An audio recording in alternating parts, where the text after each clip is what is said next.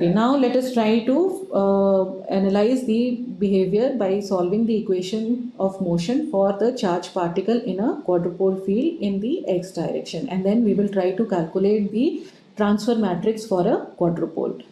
So the force on a charged particle is given by QE plus V cross B in the x motion. Now for this quadrupole,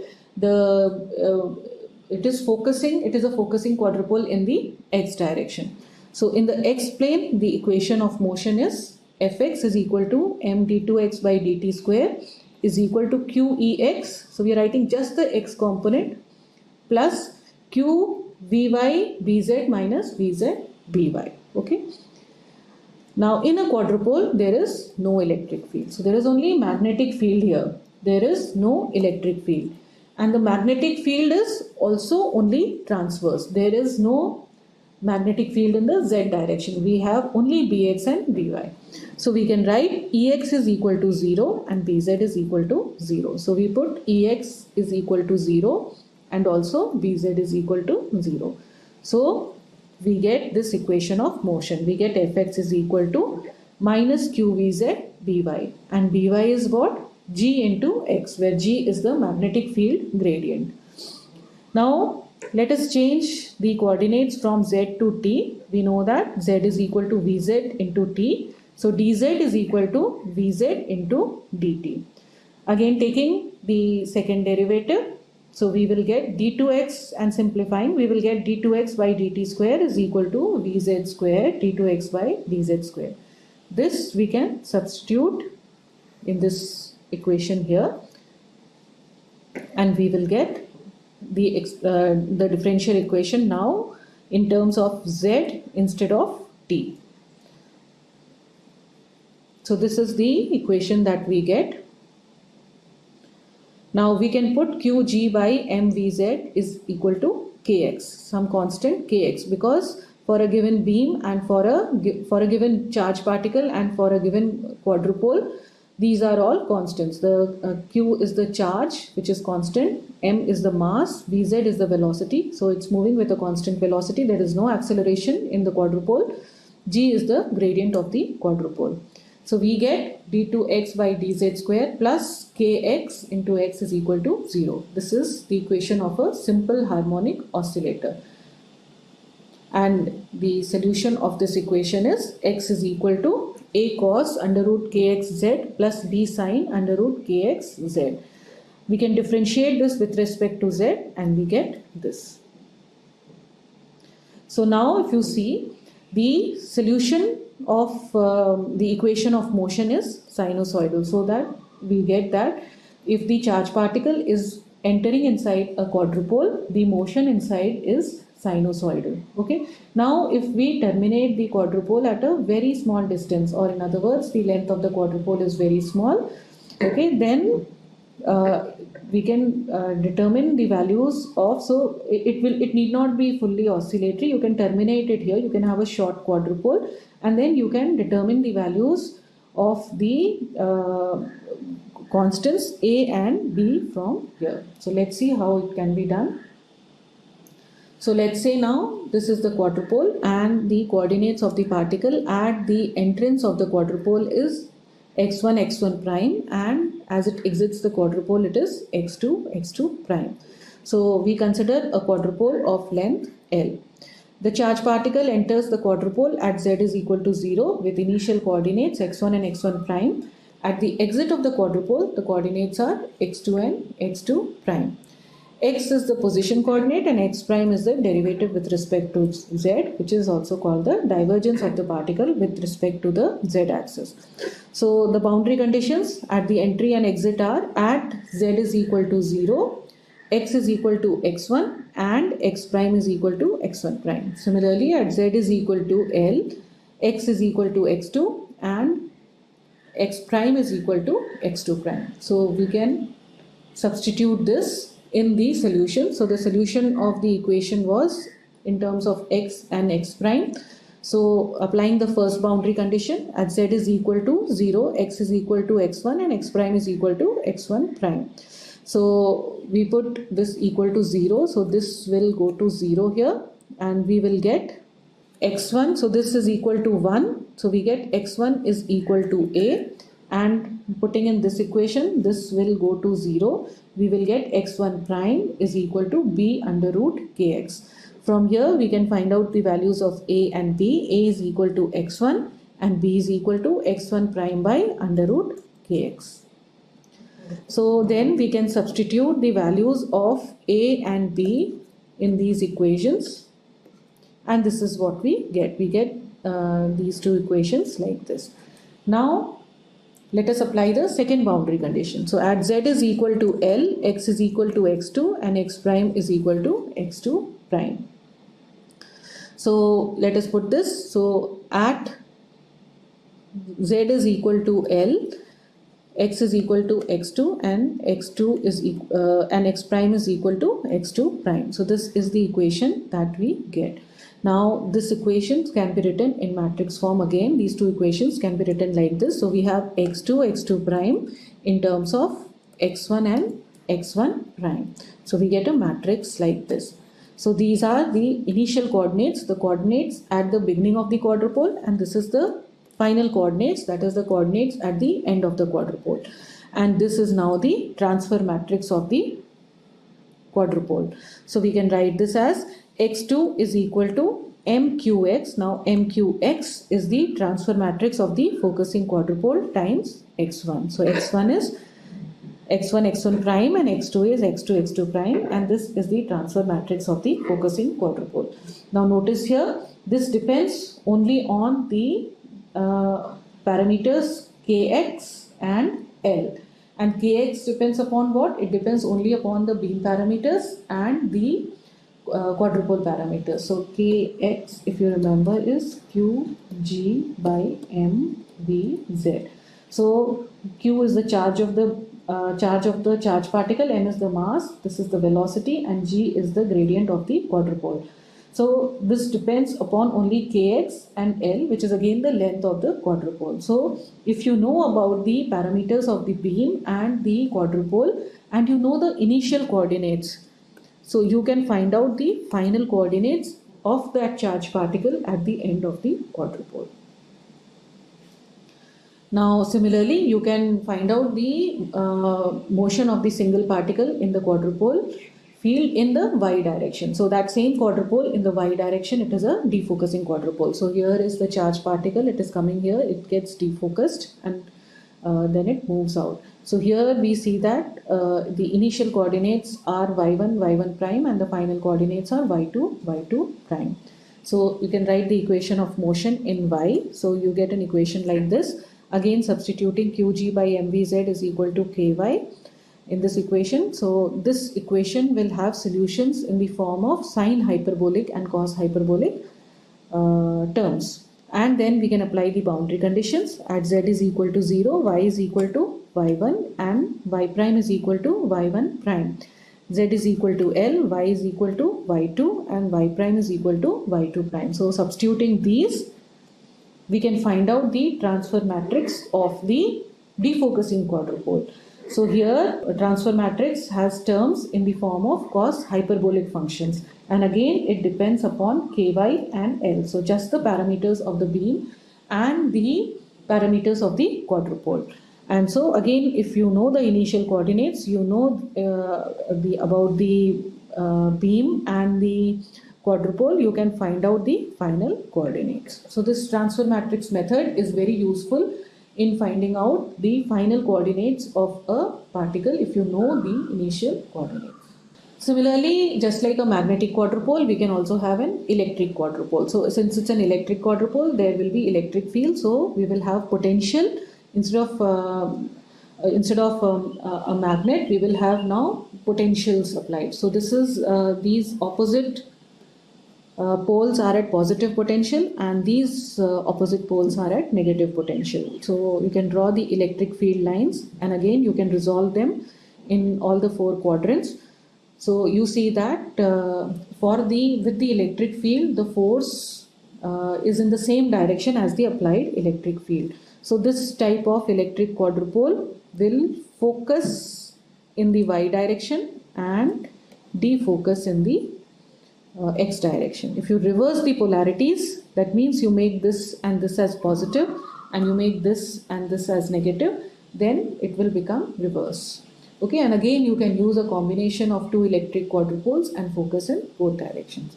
So an electric quadrupole has 4 poles arranged symmetrically in the xy plane. So this is x and this is y.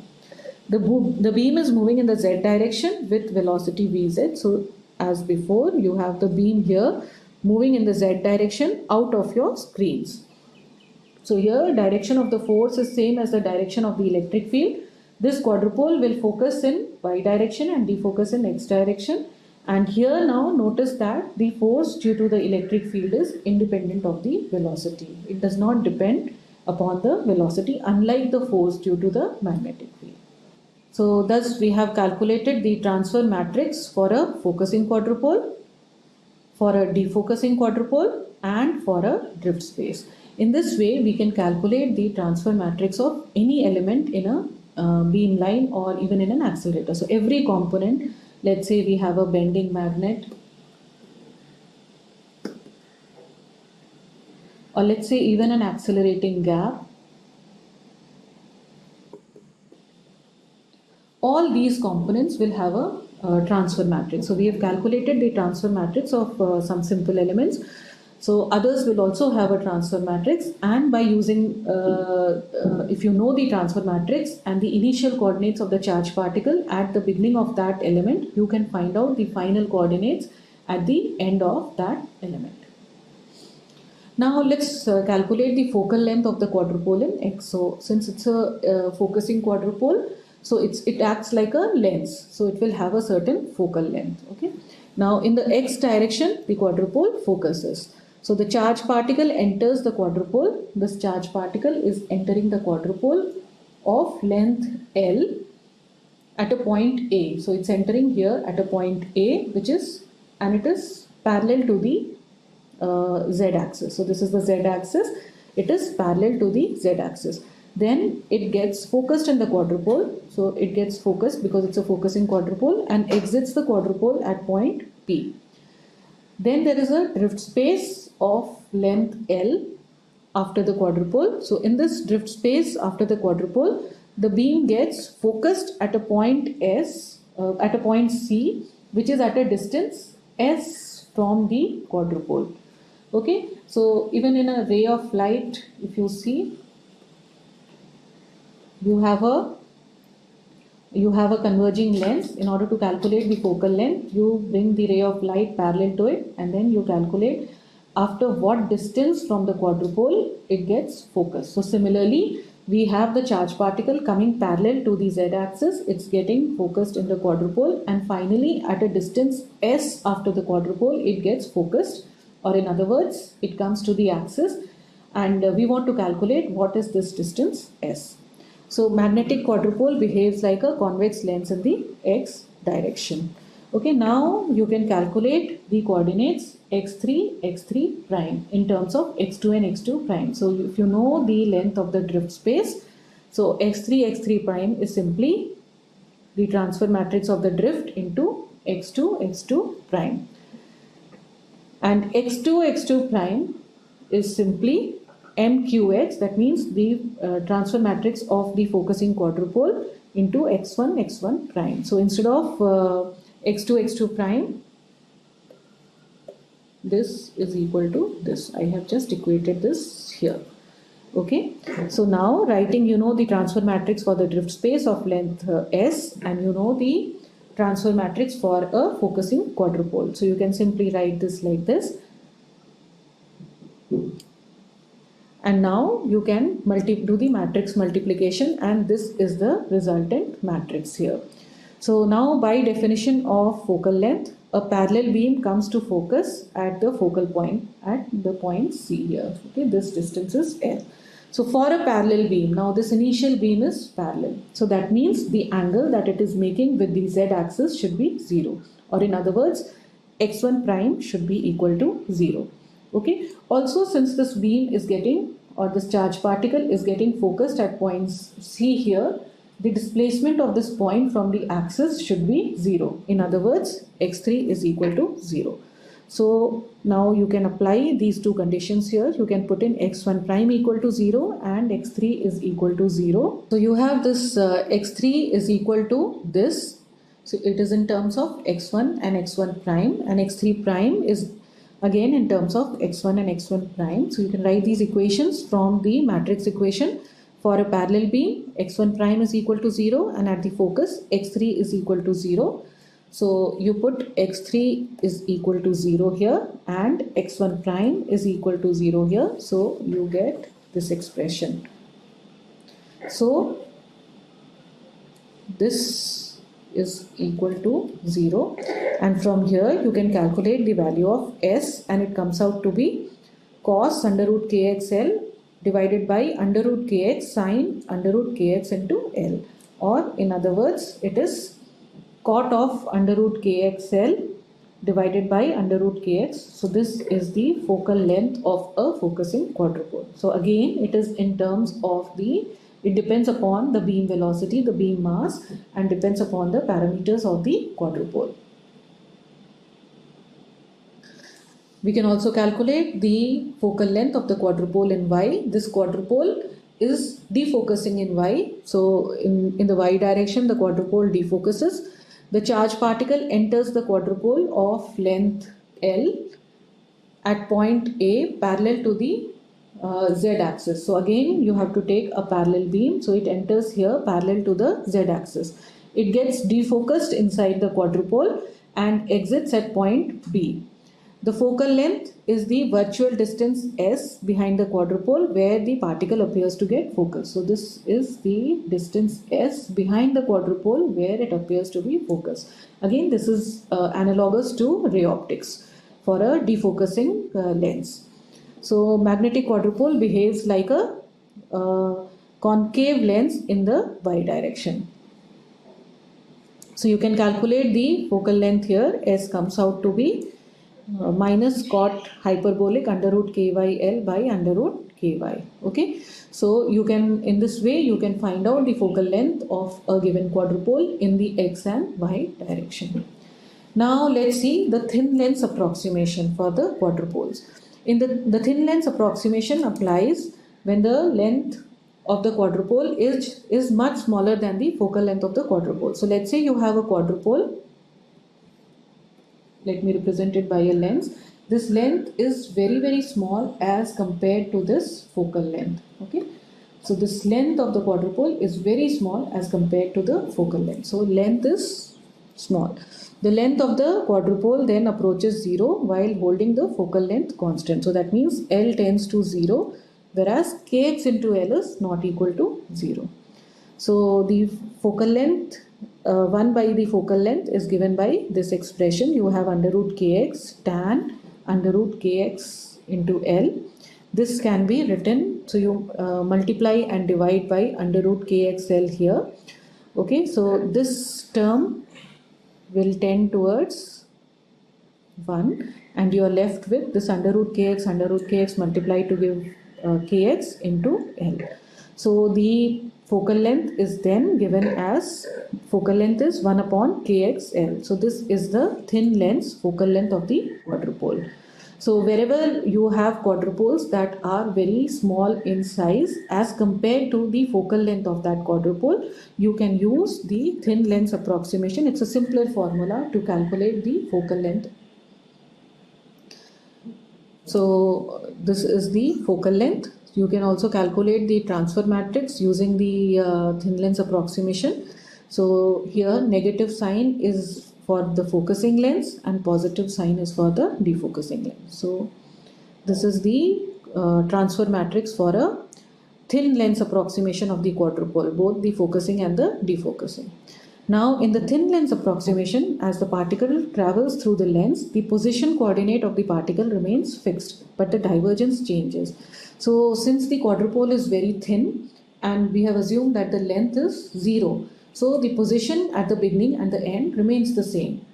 Okay, and what changes is only the divergence of the particle. So if it's a focusing lens, the divergence reduces, and if it's a defocusing lens, the divergence increases. So this is the location of the thin lens, thin quadrupole lens at the in this axis. So here the length is 0. So this is the charged particle. Earlier it had a divergence which was like this. The thin focusing lens has now changed the divergence to this value. Okay. Similarly, for the defocusing lens, this was the charged particle. This is the thin lens, the thin defocusing lens. This is the initial divergence of the particle, and now when it comes out of the lens of 0 length, the divergence has increased. It is in the positive direction. So let's see the behavior. So it is easier to visualize the behavior of the particle in real space, but the trace space gives us more information. So let's see the behavior of single particle motion in real and trace space. So for a drift space, so this is x and z. So this is the initial position of the particle, and it is moving with a fixed divergence. So here x prime does not change, and it is moving from here to here. So it's a diverging particle. So you can see here at this location, let's say this position was x1, and here the position is x2. Okay, at both the locations the divergence is the same. So let's see in trace space. Trace space is simply xx prime. So in xx prime, this is the original position of the particle. So it had a, so this corresponds to x1, and then finally it moves here. This corresponds to x2. So the position of the particle has changed from x1 to x2, but if you see the x prime, it remains the same in going from the first location to the second location. The divergence has not changed. Similarly, for a quadrupole, let's say I have a quadrupole, and the initial position is here, and then the charged particle goes through the quadrupole and gets focused. In this case, if you see here, this is x1 and this is x2. x2 is slightly more than x1. Okay, so as it is exiting from the quadrupole, the x2 is slightly more than x1. So here the divergence has also changed. It was diverging beam, and now it has become a converging. So this is the location here, and this is the location here. So this corresponds to x1 and this corresponds to x2. So x2 is slightly greater than x1, and the divergence has changed sign, because here it was a diverging beam and here it is now a converging beam. So it has come from the positive axis to the negative axis. Now for a thin lens, so thin lens is the length of the lens is 0.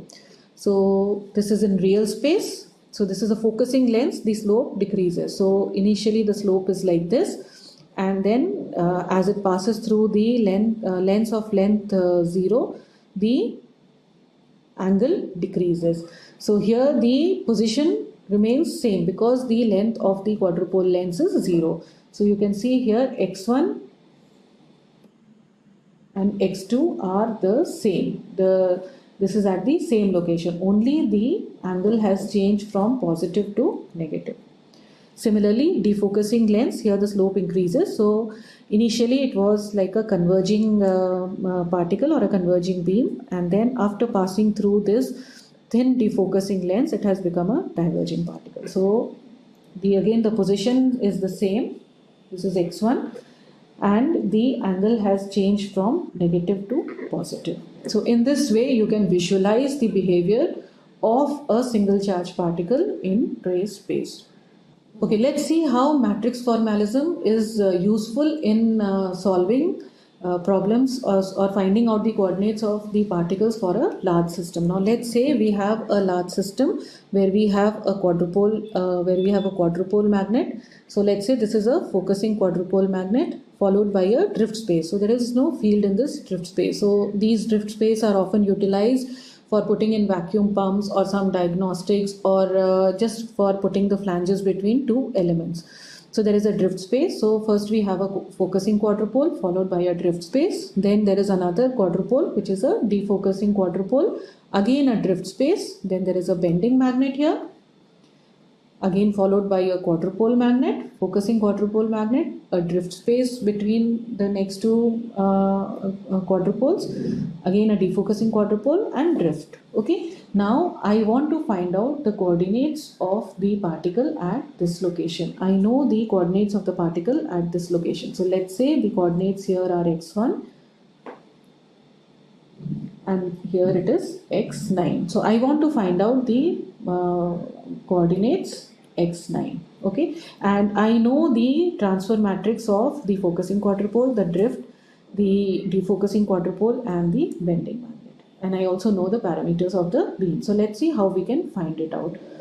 So this is the initial location of the particle. Okay, and this is how it will travel. So this is a focusing quadrupole, it is focusing it, then there is a drift space, it moves with the same angle or divergence. There is a defocusing quadrupole which defocuses the beam, then another drift space, then a bending magnet, and so on. Now I want to find out x9 and x0 I know. So x9 I can, if I know x8, I can find out the, and I know the transfer matrix of this drift, I can find out x9. Okay, so x9 is simply equal to the transfer matrix of the drift into x8, and x8 is this point. I can write it in terms of x7. So x8 is simply transfer matrix of the defocusing quadrupole into x7, and x, so the, and so on. So this can be found out, so on. So here x9 prime can be, if you multiply all these transfer matrices, you can find out, if you know the initial coordinates, you can find out the final coordinates at the end of this large system. So thus we see that the matrix formalism is very useful in knowing the final coordinates of a particle in a huge, large, complex system. So if we know the initial coordinates of the particle and the transfer matrices of the elements in between, we can find out the final coordinates of the particle by matrix multiplication method. So let us summarize what we have learned today. The beam tends to diverge in the direction transverse to the direction of motion due to various reasons. So it could be due to the inherent divergence of the beam, it could be due to the RF fields which cause defocusing, it could also be due to space charge forces. So beam can be focused in transverse direction using magnetic or electric quadrupoles. So we saw how a magnetic quadrupole focuses, we saw how an electric quadrupole focuses. A quadrupole focuses in one direction and defocuses in the other direction. So this is true for both quadrupoles, both type of quadrupoles, a magnetic quadrupole or an electric quadrupole. A combination of two quadrupoles of opposite polarities can be used to focus the beam in both the transverse directions. So if you use two quadrupoles with opposite polarities, then the net result will be focusing in both the directions. Solenoids focus the beam in both transverse directions. If you use a solenoid, you can focus with a single solenoid. It will focus in both x and y direction. The matrix multiplication method using transfer matrices of the various elements can be used to find the final coordinates at the end of the elements if we know the initial coordinates of the particles and the elements of the transfer matrix. In the next lecture, we'll learn more about transverse dynamics of beams. So today we learned about single particle behavior. So in the next lecture, we'll see how the beam envelope as a whole behaves.